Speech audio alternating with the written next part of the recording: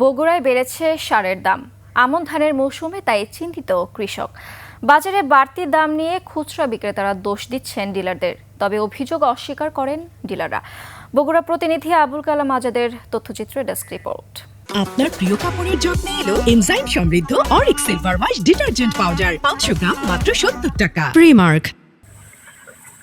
চলছে আমনের মৌসুম,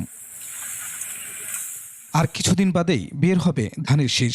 ভালো ফলনের জন্য এ সময় প্রয়োজন সারের। সারের দাম বৃদ্ধি হওয়ার কারণে আমাদের ফসল ফলানো তো আমাদের ব্যাঘাত হচ্ছে।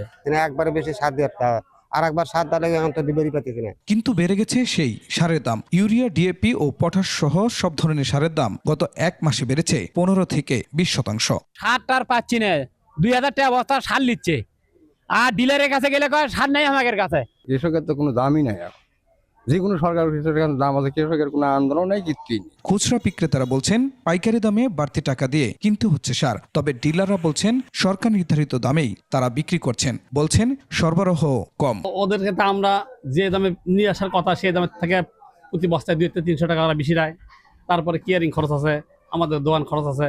মূল ডিলার থেকে অন্য দোকানদার পাইকারি কিনে, সেখান থেকে আমাদের কেনা পড়ে। সরকার যে সার দিচ্ছে সব আমাদের সঠিকভাবে আমাদের কাছে যে বরাদ্দ দেয় সেটা সঠিকভাবে আমরা পাচ্ছি।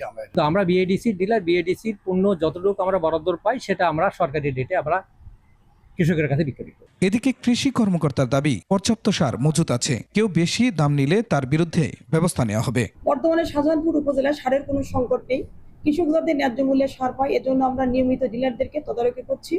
সময় মতো ও ন্যায্য দামে সার সরবরাহ না হলে আমন মৌসুমে ফলন ব্যাহত হবে। এর প্রভাব পড়তে পারে সারা দেশের চালের বাজারেও। Khurshid Alam, desk report, 21 television.